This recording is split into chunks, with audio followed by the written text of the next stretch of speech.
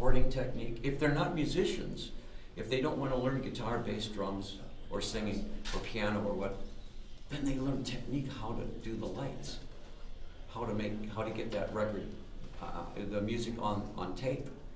That's a whole different industry right there. You know, some kids are absolutely geared to that rather than the playing part.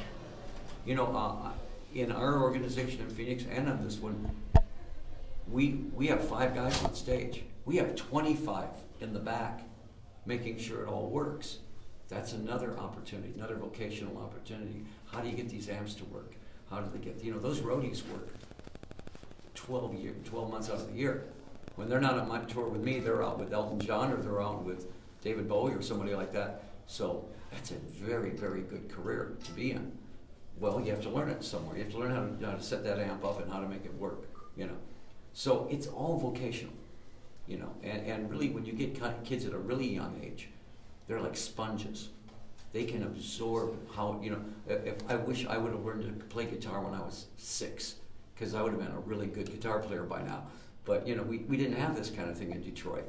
We had baseball, football, and Grand Theft Auto. Not the game. You had the original. We had the original, sorry. So now, what do you personally get out of this? Well, for me, you know, I'm in that position where all of my life, I've made my whole career off of teenagers. I mean, I was a teenager myself when I started, 15 years old, when I started in a band. All my life, my audience has been teenagers. I have seen the teen world go from a pretty innocent world to a pretty dangerous world. When I was a kid, if you got in a fight, there was a bloody nose, a black eye, and the next day there was a little respect. Now if there's a fight, somebody drives by your house with a machine gun. You know, if you got in trouble, it was because you snuck a beer. Now kids are starting with heroin and meth, because it's easier to get than beer. So the ante is up on every single part of being a teenager now in this day and age. It's a more dangerous world. So we have to have places like this to cope with that. You know, at least parents know their kids are coming here, they're going to be safe.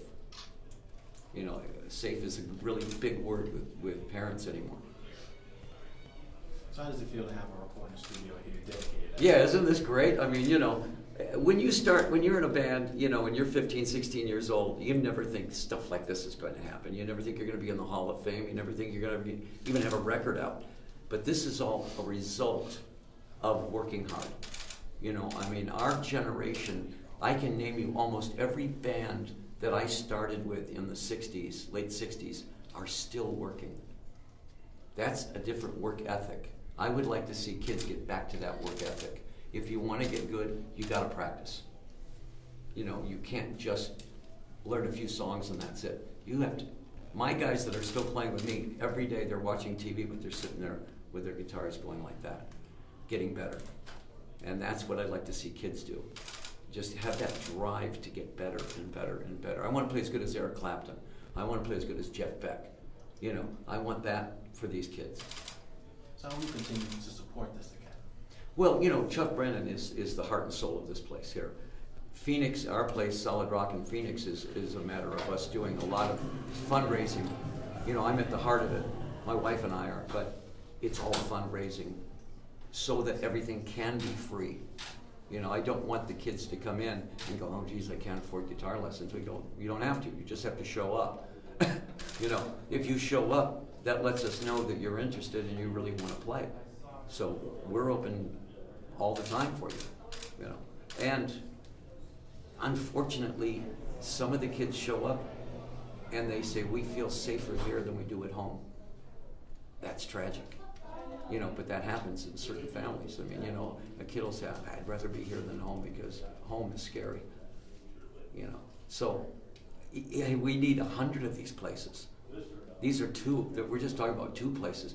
We need probably 5 more of these just here in, you know, in this city. Can you imagine how many Detroit needs? I mean, Detroit needs 20 of these places. But once you get kids, you know, and they've taken music, art out of school. So where are kids going to get culture anymore? They can listen to it on the radio and like that. But the idea of them getting involved in actually painting or writing or learning guitars or music or anything like that, you can't get that in school. Now you have to go someplace else, and this is someplace else.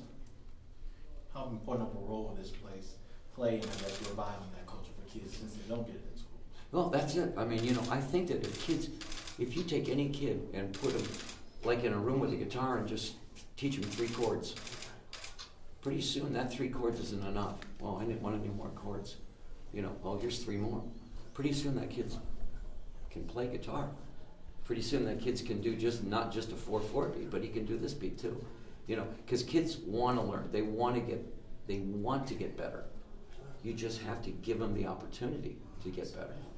And the great thing about Chuck Brennan is Chuck has put his money where his mouth is. I mean, he's funding the bill for this whole thing. And when he asked me, we're playing tomorrow night, in Omaha, and he asked me, he says, "Can you come in for this?" And I go, "Yeah, of course. I got a day off, absolutely. Because you're doing the same thing we're doing."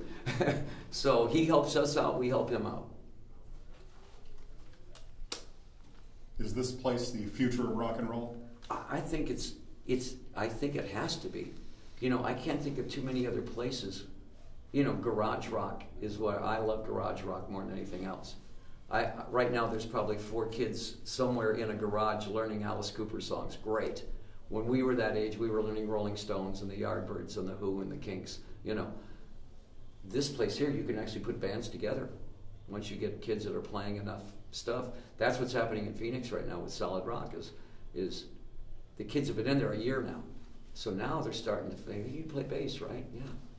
"And doesn't that guy play drums?" "Yeah." "Why don't we get together and see what happens here?" We got 3 or 4 bands already forming, and that's where those kids are at now. They can't wait to get done with school so they can get over there and rehearse. Just giving them the opportunity. If they don't get the opportunity, the alternative to that is guns, gangs, and drugs. That's what's available out there. Okay, you guys can go back out. Yep.